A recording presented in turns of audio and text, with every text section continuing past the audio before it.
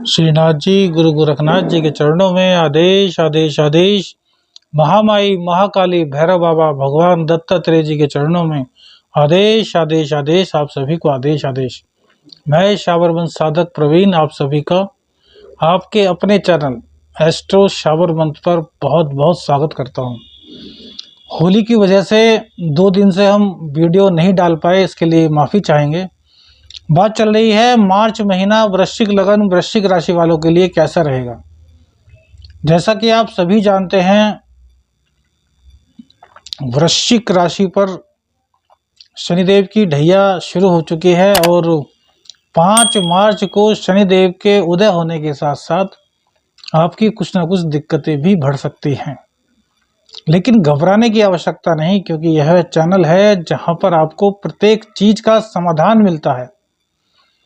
तो आपको करना क्या है, सुंदरकांड का पाठ तो हम आपको बता ही चुके हैं कि इन 2.5 वर्षों में मंगलवार और शनिवार को आपको सुंदरकांड का पाठ करना है। अब सूर्य बुध का बुधादित्य योग शनिदेव के साथ ही बना हुआ है, अर्थात पिताजी और पुत्र एक साथ बैठे हुए हैं। कहाँ बैठे हैं पिताजी? अपने पुत्र की मूल त्रिकोण राशि में। जहां का राजा पुत्र हो वहां पिताजी जाकर बैठे तो बल्ले बल्ले होती है।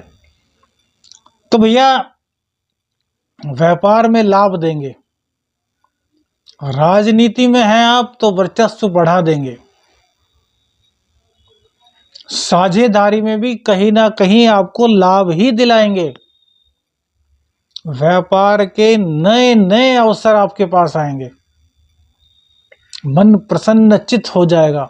होली का आपने उपाय अगर किया है तो यह समझिए कि मार्च महीना आपके लिए बहुत ही उत्तम रहने वाला है व्यापार की दृष्टि से। हाँ, सूर्य देव का चतुर्थ भाव में बैठना घर में थोड़ी कलह का माहौल कर सकता है, तो इससे कैसे बचे? सूर्य देव को रोजाना अर्घ दीजिए, बस इतना कीजिए।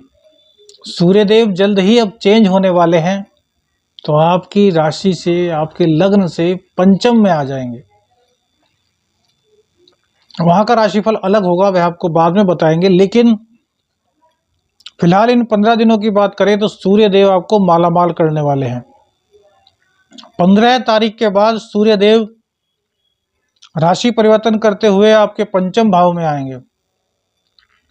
10वें का स्वामी पंचम भाव में आएगा तो ज्ञान से आप अपने व्यापार को बढ़ाएंगे। जो प्रतियोगी परीक्षाएं हैं उनमें बच्चे पास होंगे।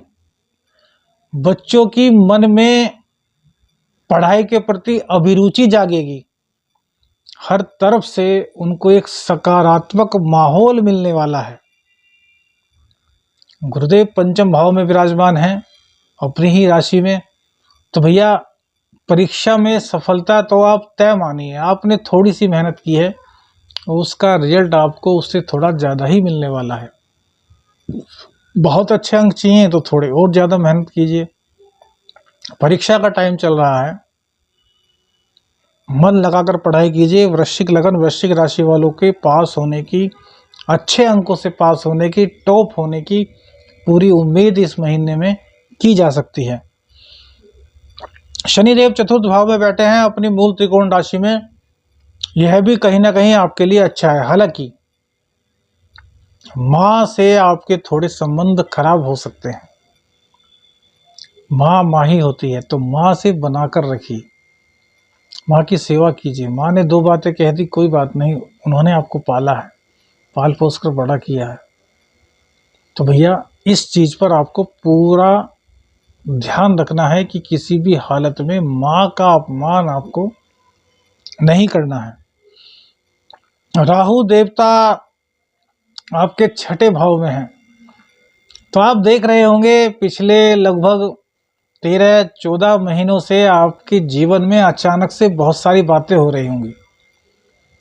धन का आगमन आपको एकदम से हो रहा होगा। आपने सोचा, कहा यह काम इतने में नहीं इतने में होगा, और आपके मन में संशय है कि यार मैंने थोड़े ज़्यादा पैसे बता दिए हैं तो क्या यह मानेंगे। लेकिन वहां से तुरंत हाँ हो जाती है और आपका मन प्रफुल्ल हो जाता है। प्रफुल्लित मन में आप सोचते हैं कि यार मैं थोड़ा और ज्यादा बता देता। नहीं भाई, ऐसा नहीं करना। जितना है उतना ही लीजिए, ज्यादा न मत लीजिए। ढैया है शनिदेव, फिर जब लेने पर आएंगे तो जितना देंगे उससे कई गुना आपसे बटोर लेंगे। आपके भाग्य में राहु देवता आपको देने के लिए बैठे हैं।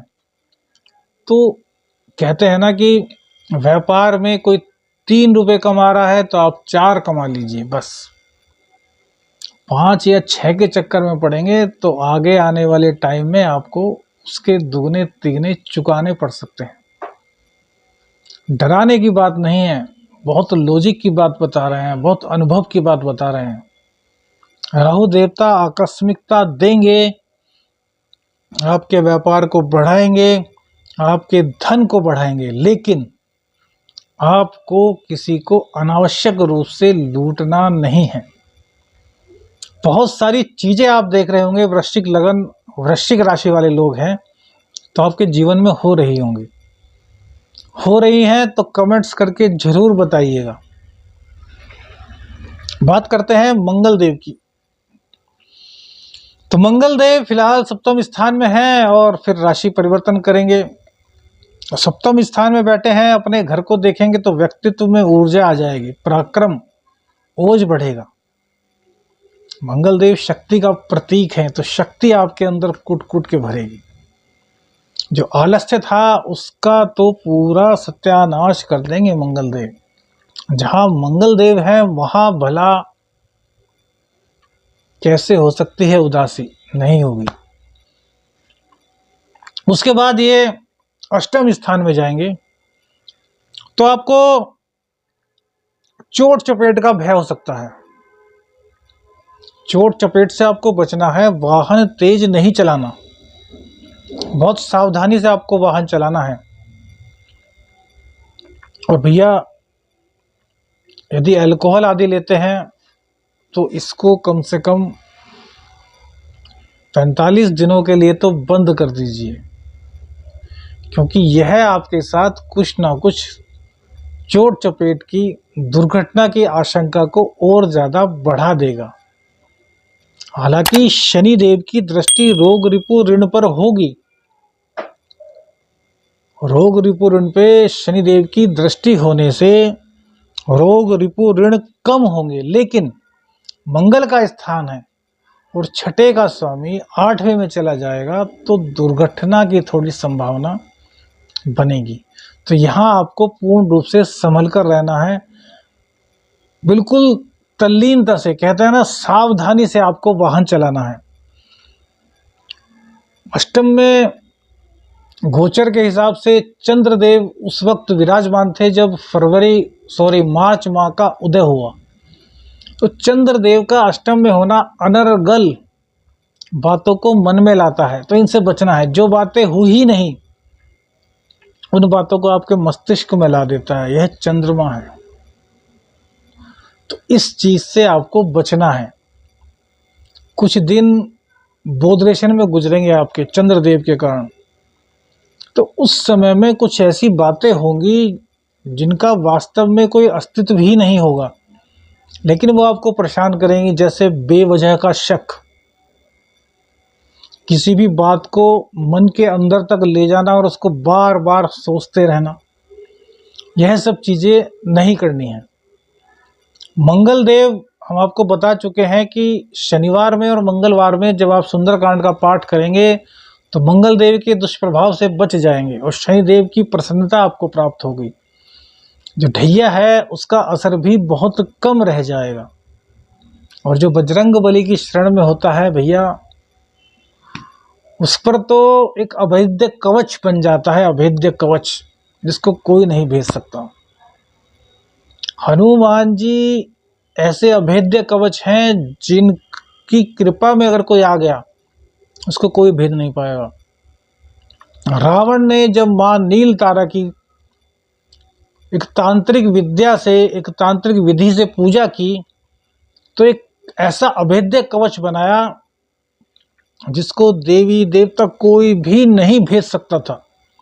मात्र एक हनुमान जी थे जो श्री राम का नाम लेते हुए ना सिर्फ उस अभेद्य कवच में घुसे, वरन उस अभेद्य कवच की शक्ति को भी कम किया था। बाद में तो आप जानते ही हैं, माँ नील तारा ने मजबूर होकर के रावण को एक अभेद्य कवच प्रदान किया था, लेकिन बाद में अनीति के कारण माँ तारा उनसे रुष्ट हो गई थी और रावण को दंड दिया था। तो हनुमान जी की उपासना आपके लिए बहुत बेस्ट है।